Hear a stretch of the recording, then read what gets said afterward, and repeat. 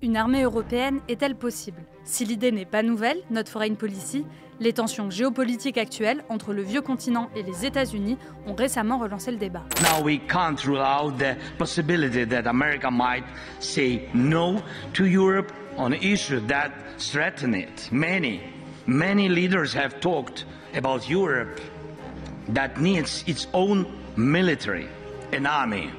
Ce souhait de créer une armée pan-européenne intervient alors que Donald Trump a entamé des négociations de paix avec la Russie et a plusieurs fois menacé de sortir les États-Unis de l'OTAN, l'alliance politico-militaire de protection mutuelle entre les pays nord-américains, la Turquie et la plupart des pays européens. Mais alors, que vaut réellement la défense européenne? C'est la question à laquelle tentent de répondre des journalistes du quotidien espagnol El País.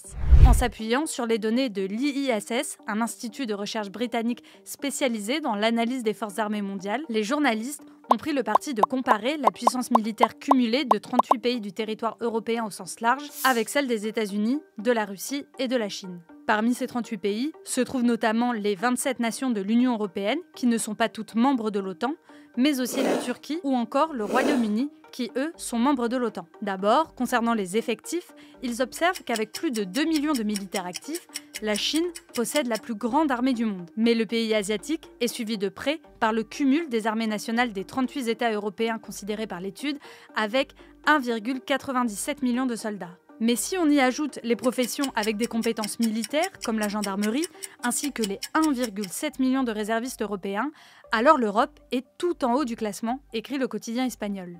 Les journalistes ont ensuite comparé le matériel militaire et constaté que là encore, l'Europe apparaît en haut du podium. Sur terre d'abord, l'Europe a une longueur d'avance en matière de véhicules blindés et de chars de combat, une bonne place qu'elle doit toutefois en grande partie à la Turquie, explique le quotidien espagnol. Le pays dirigé par Erdogan cumule à lui seul 6400 véhicules blindés, contre par exemple 2500 en France.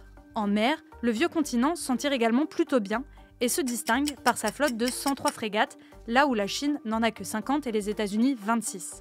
En revanche, les Américains se rattrapent avec leurs 11 porte-avions, alors que les Européens n'en comptent que 4, la Chine 2 et la Russie 1 seul.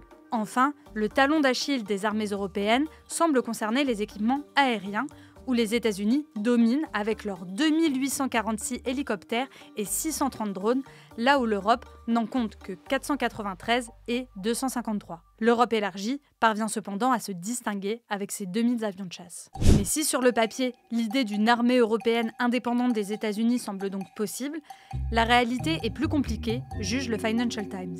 D'abord, il est plus qu'improbable que la Turquie soit associée à une armée européenne telle qu'elle est envisagée aujourd'hui, et d'un point de vue plus général, les contours d'une éventuelle armée ou de force de défense commune européenne restent encore à définir. S'agira-t-il d'une force européenne élargie aux membres de l'OTAN ou d'une force ouverte uniquement aux membres de l'Union européenne, s'interroge le magazine américain Newsweek. Le Financial Times estime par ailleurs que les chiffres restent une mesure grossière pour évaluer la puissance militaire d'un pays et souligne aussi le manque des capacités opérationnelles des armées des pays membres de l'OTAN en affirmant que ces puissances militaires auraient du mal à engager plus de 300 000 soldats dans un conflit et que même dans ce cas, cela nécessiterait des mois de préparation. À cela s'ajoute aussi un manque de cohésion globale. El País rappelle en effet que si de nombreux pays européens augmentent leur budget de défense, la répartition de ce budget se fait à échelle nationale, provoquant ainsi une surabondance de certains équipements militaires alors que d'autres font cruellement défaut. Et quand bien même les nations européennes parviendraient à se coordonner, le quotidien espagnol observe que 78% de leur armement provient de l'étranger, dont 63% des États-Unis.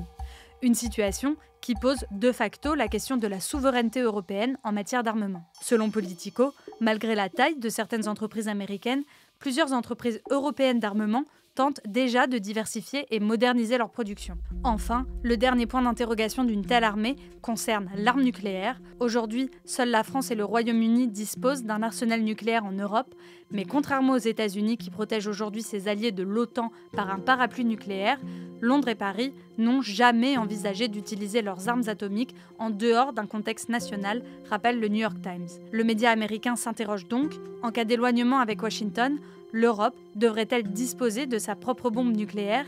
Et si oui, qui en aurait le contrôle? Plus globalement, le magazine américain Newsweek s'interroge de son côté sur la direction d'une telle armée et note que les intérêts particuliers et le fort attachement à la souveraineté nationale risquent de toujours passer avant.